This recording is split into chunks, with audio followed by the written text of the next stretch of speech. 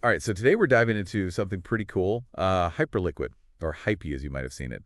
Perfect for anyone just getting started with crypto because, honestly, it's designed to be easy. Yeah, a lot less intimidating than some of the other platforms out there, that's for sure. Right, we're talking about trading crypto, but think like super fast stock market, but without all the middleman and complications. Exactly, and that's what a lot of people find appealing about it. It kind of takes the best aspects of, say, Coinbase, that ease of use, and combines it with all the innovation we see in decentralized finance, DeFi. Oh, and did I mention some folks got a bunch of these hype tokens for free, some worth like over $140,000. We'll definitely get to that. But first, like always, what sources are we looking at today? We've got a pretty solid breakdown of Hyperliquid itself and, of course, its token Hype. By the time we're done, you should have a good idea of what it's all about, what it could do, and, of course, like any investment, the risks involved. Okay, so starting with the basics, what even is Hyperliquid? Imagine trading cryptocurrencies directly with other people, no bank or broker involved, all powered by blockchain, which keeps things secure and see-through. Yeah, it's kind of like a hybrid. You get that seamless trading experience that you might be used to with Coinbase, but with the added control and transparency that DeFi offers. But what makes Hyperliquid different from all the other crypto exchanges out there? I mean, there's a ton. I was reading it's all about speed and efficiency. It is, and that's largely because they took a pretty ambitious route, built their own blockchain from the ground up. Oh, wow, so they didn't just build on an existing one. Nope, went all in on creating their own, and that's what allows them to offer things like one-click trading and direct deposits, too, from tons of other blockchains. We're talking over 30, including big names like Ethereum and Solana. So you're not limited in terms of where you can move your crypto. Exactly. That was kind of the idea. Remove the friction and make it as user-friendly as possible. They even have an order book. Wait, an order book? I thought those were only on like the biggest centralized exchanges. You usually do, yeah. But they've managed to incorporate it, and that helps match buyers and sellers quickly, smoothly, makes the whole trading process that much more efficient. That's pretty impressive. Okay, so let's talk about the hype token then. The one some people got for free and it ended up being worth, potentially a small fortune. How'd that even happen? Well, back in 2024, they did this thing called an airdrop. Basically gave away hype tokens to early users of the platform. Some of these airdrops, yeah, ended up being worth a lot. I mean, we're talking over $140,000 in some cases. That's wild. Yeah, it definitely got people's attention. But it's important to remember that hype isn't just about potential profits. It actually has a lot more utility than that. Oh, yeah. Okay, so like what? Well, first off, it gives you voting rights on the future of Hyperliquid, so you can actually have a say in how the platform evolves. You can also use it to pay fees, and there's a limited supply, only 1 billion tokens total.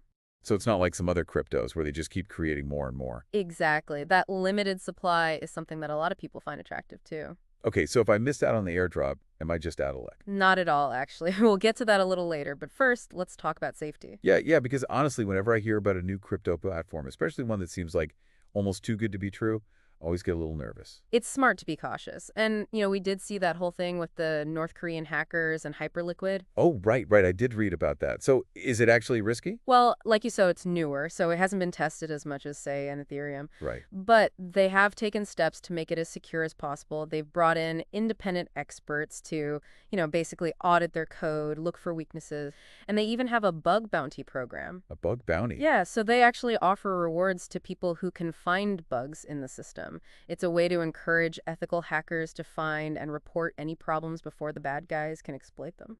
Okay, so they're being pretty proactive about it. But what about those hackers? Was Hyperliquid actually hacked? No, there was definitely a lot of fear, like late 2024, right? I think people pulled out like $256 million from the platform in just 30 hours. Wow. Yeah, and the price of Hyper dropped by 25%, but the platform itself held up. Okay, so it survived. That's got to count for something. It does. It shows resilience, right? Yeah. But there's got to be a catch somewhere, right? No platform is perfect. You got it. And one thing that some people have pointed out is that Hyperliquid might be a bit more centralized than other platforms, especially when it comes to withdrawing your money. More centralized. What does that mean? Like, is that a bad thing? Well, it depends on your perspective, really. In the crypto world, decentralization is like a core principle, right? Right. No single entity has control. But Hyperliquid, they seem to have made some choices that prioritize speed and ease of use, even if it means giving up a little bit of that decentralization. So it's like a trade-off. Exactly. And it's something that a lot of people in the crypto space are, debating, like, what's the right balance? That's interesting. So how does that play out with Hyperliquid, practically? Well, one example is that they mostly let you withdraw using USDC, a stablecoin, which for some people that's fine. But for others, they might prefer to have more options. Right, so it could be a bit limiting. Yeah, and it's just another factor to consider when you're deciding if a platform's right for you. What are your priorities? Right, I'm seeing that. So is that like the main criticism? It's one of the big ones, yeah. I mean, Hyperliquid's trying to do something really ambitious, right? Bridge that gap between traditional finance and DeFi. Yeah, make it more accessible to, like, everyday people. Exactly. And whether they succeed or not, I mean, time will tell, but it's definitely worth paying attention to what they're doing. Yeah, agreed. Okay, so I think we've got a good handle on the basics, but why should someone pick Hyperliquid, like over a Uniswap or another more established decentralized exchange? It's a fair question. Let's compare it to Uniswap, for instance. Uniswap's built on Ethereum, so it's got that security and decentralization, Mm-hmm. but Ethereum can be slow, and transactions require more steps. So it sounds like Hyperliquid is going for speed and a smoother user experience. Yeah, even if it means sacrificing a little bit of that decentralization, there's another key difference too. Hyperliquid offers more advanced trading tools like margin and perpetual trading that you won't find on Uniswap.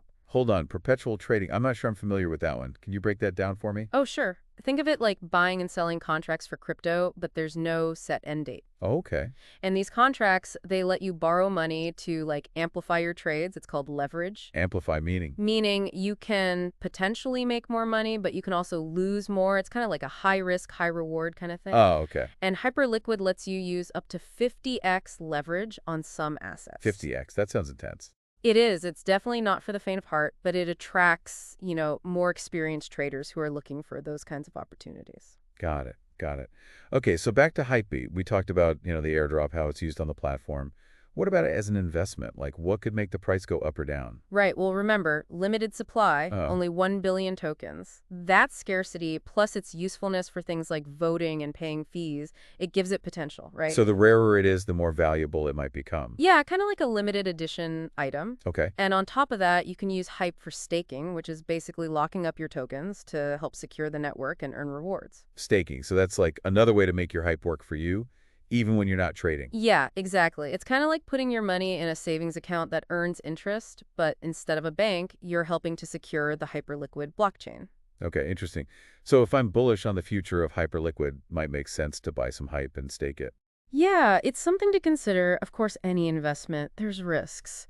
Always important to do your own research before you make any decisions. Right, right, of course. Speaking of risks, I know we talked about the centralization concerns, but any other red flags, like stuff investors should keep in mind? Yeah, absolutely. I mean, one thing is that crypto is constantly evolving, right? So regulations are changing all the time. So that could affect Hype. Yeah, it could affect Hype, it could affect Hyperliquid as a whole. hmm And then, that uncertainty, it can make the market volatile. Prices can go up and down really quickly. So got to be prepared for that. What about the whole withdrawal thing? We talked about how they're mainly using USDC, right? Right, and that could be a problem for some traders. Like if they prefer other options? Yeah, exactly.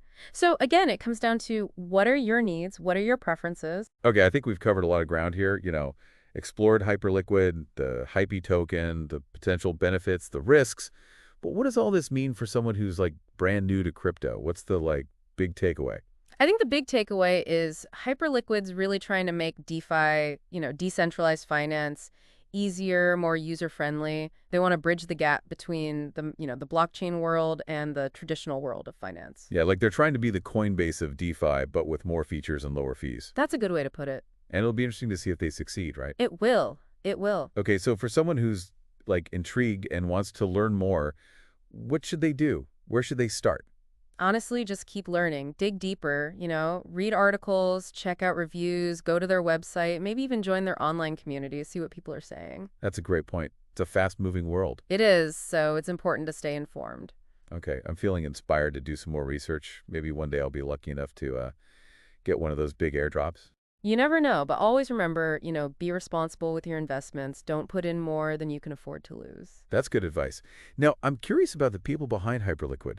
Read that the founders have a pretty interesting background? Oh, they do, yeah. The team at Hyperliquid Labs, really talented group. The founders, Jeff Yan and Ilian Sink, they were actually classmates at Harvard. Harvard. Wow. Yeah, and their teams got people from all over, like Caltech, FIT, Citadel, even Hudson River Trading. Jeff Yan, he was actually a co-founder of a centralized exchange called Chameleon Trading. So they've got experience in like both worlds, traditional finance and DeFi. They do, and it seems like the whole FTS collapse, that really influenced their decision to create Hyperliquid. They saw a need, like for something more secure, more transparent. Yeah, exactly. And this is interesting. I read that they decided to stay completely independent, no venture capitalist funding. Yeah, no VC money, which is pretty unusual these days, especially for a crypto startup. It is. Why would they do that? Well, from what I understand, it was a conscious decision to maintain control.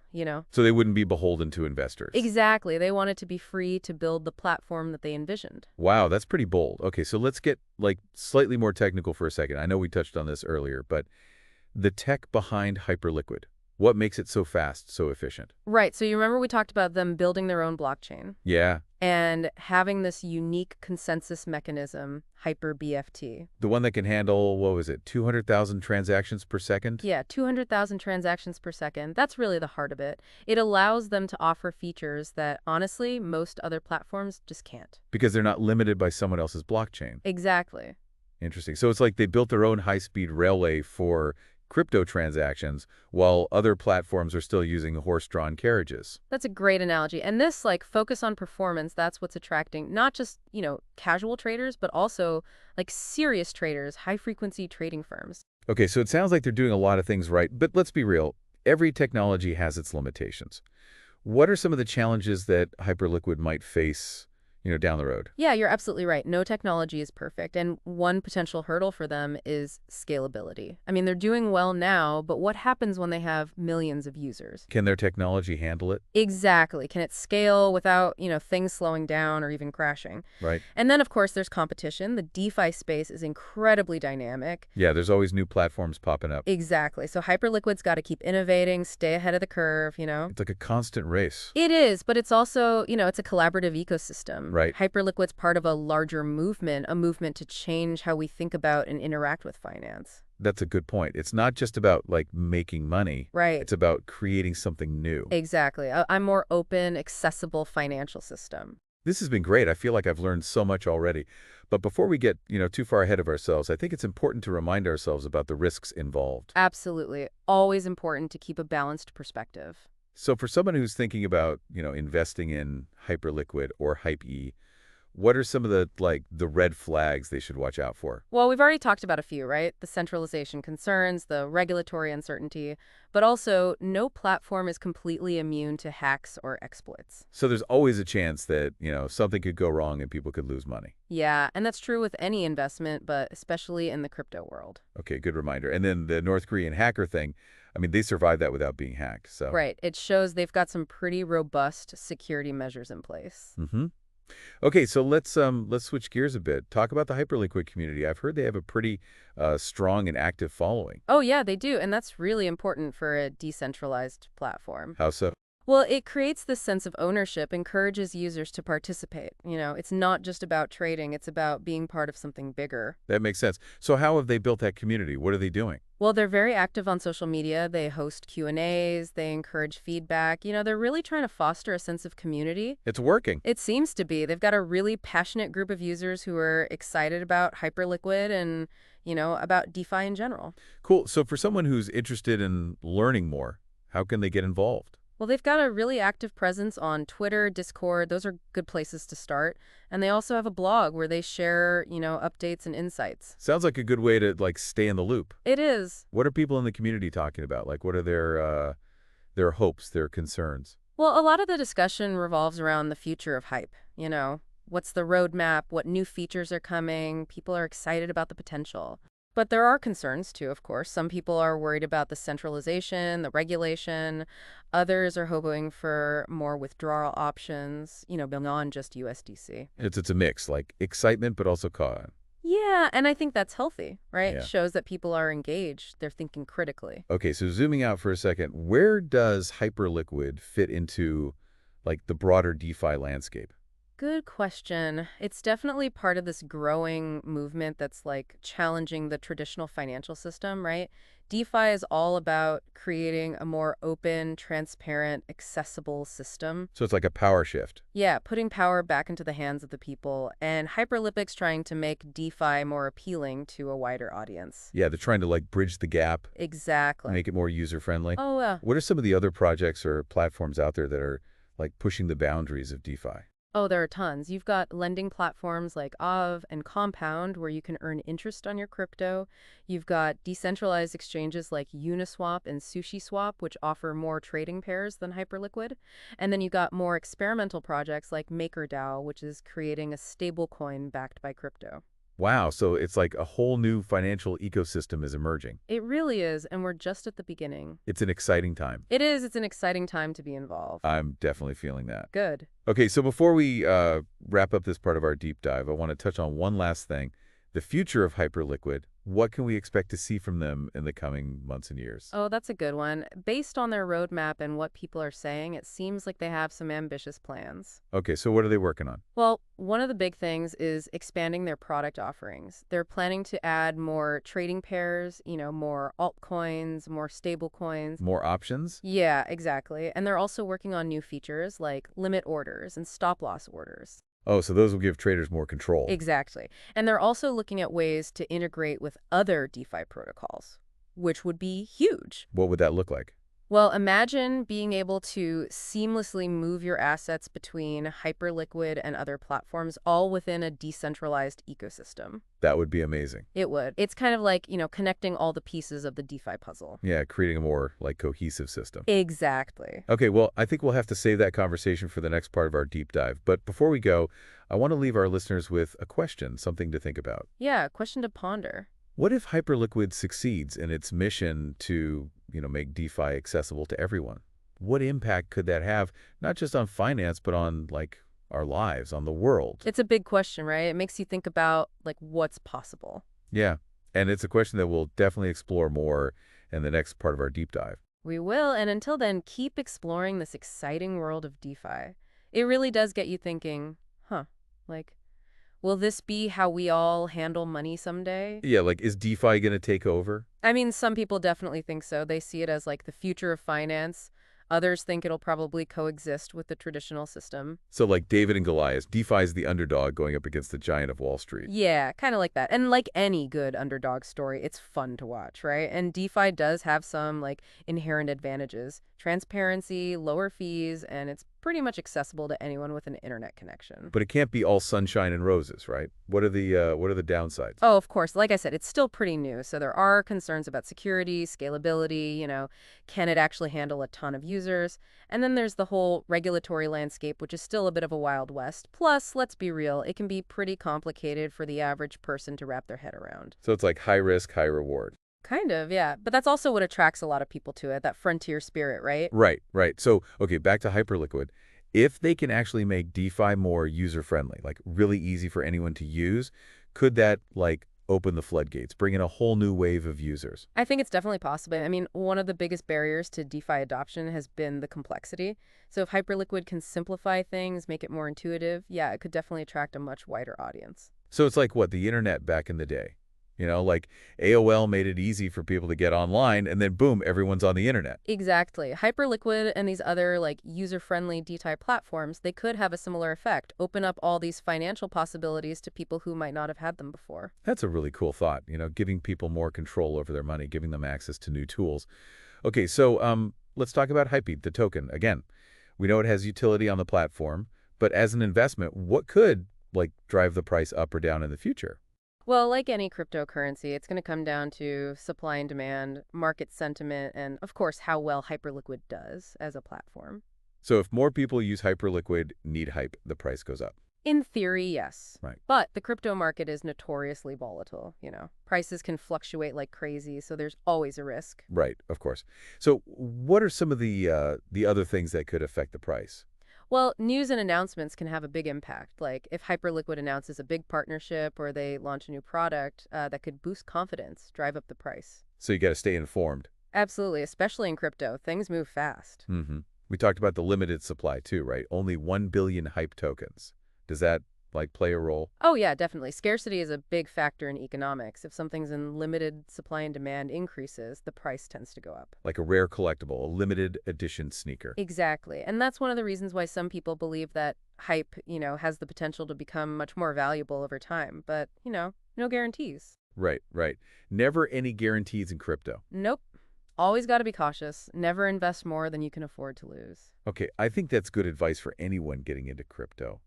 Let's go back to the risks for a second. I think it's good to, like, reiterate those. Yeah, it never hurts to be reminded of the potential downsides. So what are some of those red flags, the things that potential investors should, be cautious about? Well, we talked about regulations, right? That's a big one.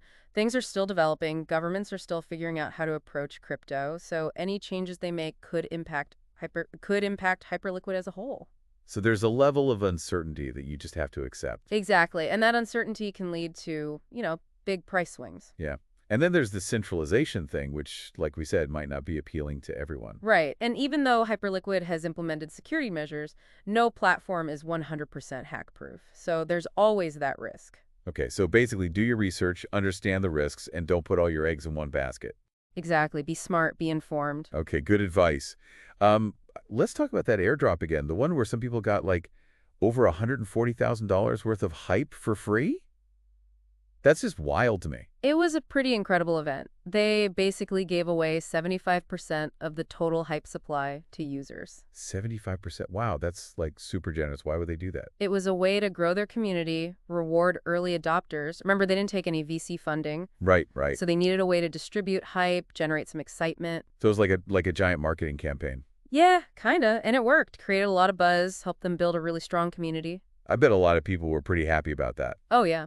And it created this sense of, like, ownership, which is important for a decentralized platform. Makes sense. So what about the people who missed out? Is there any way for them to get some hype now? Yeah, definitely. The easiest way is to just buy it on an exchange. So like Coinbase, Binance, those kinds of places? Yep, hype's listed on most of the major exchanges.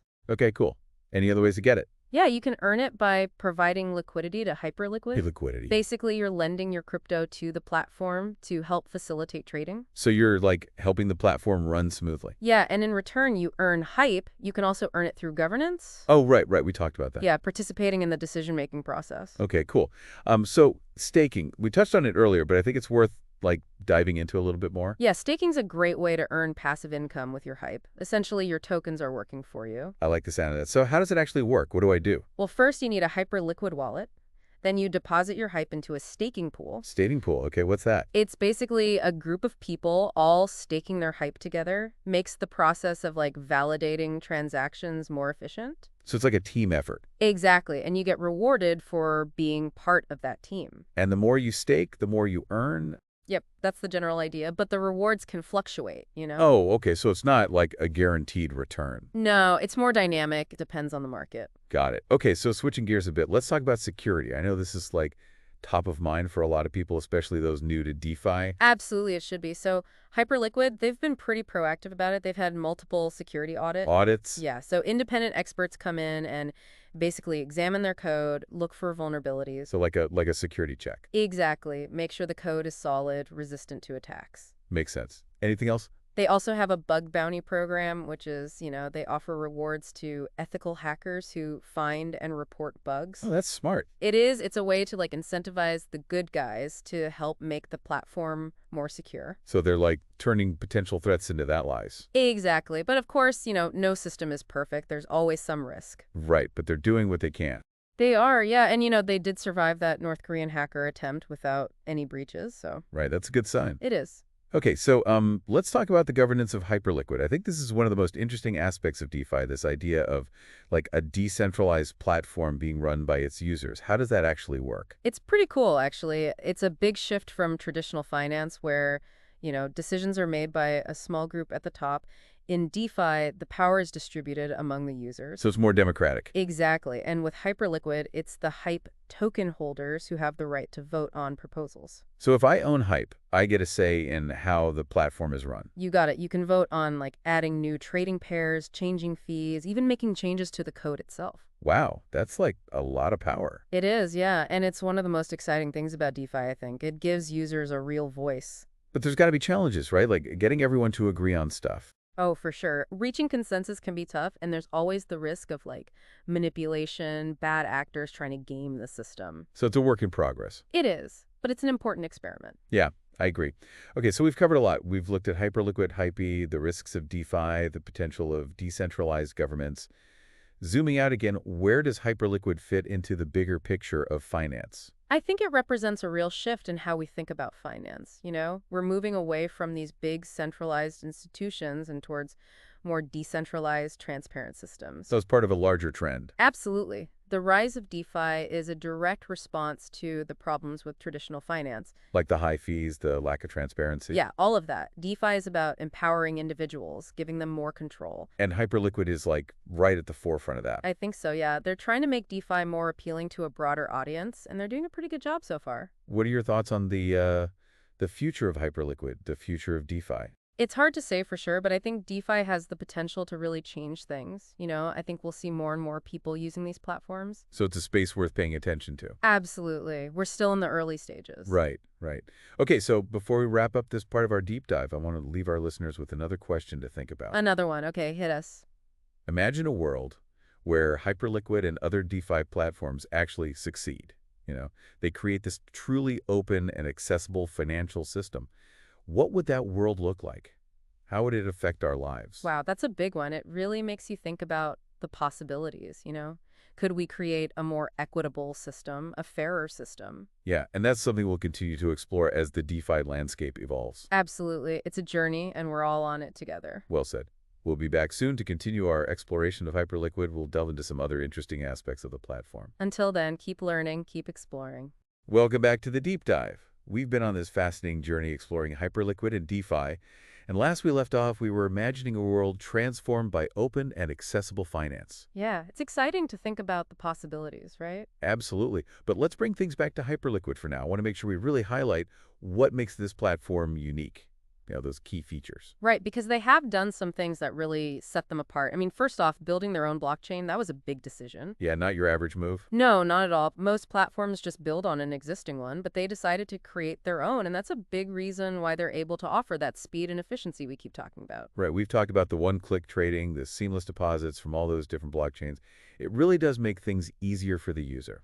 And for traders, that's huge. Time is money. And then, of course, you've got those advanced trading tools, the margin trading, the perpetuals. Which, not everyone's going to use those, but for the experienced traders, it's a nice option to have. Exactly. It's what they're trying to cater to everyone, from the newbies to the pros. And, of course, all while keeping things relatively user-friendly. I think they've done a good job of balancing those two things. Yeah, I agree. Oh, and the order book. We talked about that earlier, but it's worth mentioning again. It is, because that's another thing that sets them apart. Most decentralized exchanges, they use these automated market makers, AMMs, which they have their place, but they can be less efficient, more costly, especially when you're doing larger trades. So Hyperliquid's order book is more efficient, potentially saves traders money? Exactly. It allows for more precise trading, you get tighter spreads. It's another example of how they're combining the best aspects of DeFi and traditional finance. Okay, cool. Now, I want to make sure we're crystal clear on the Hyper token, how it's used. We've touched on it, but it's worth really breaking it down. Definitely. So first and foremost, it's the governance token for the platform.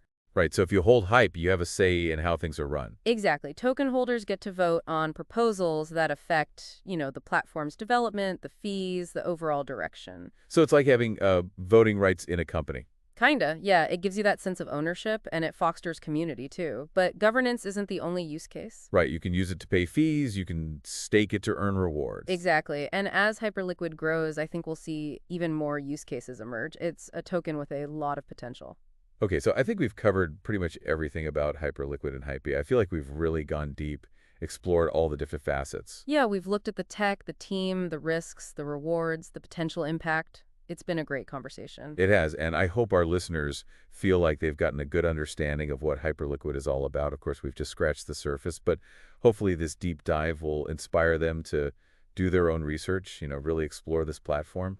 Absolutely. And the world of DeFi in general, it's a fascinating space, and it's changing all the time. It is. So stay curious, keep learning, and never be afraid to ask questions. And hey, maybe you'll discover your next favorite DeFi platform.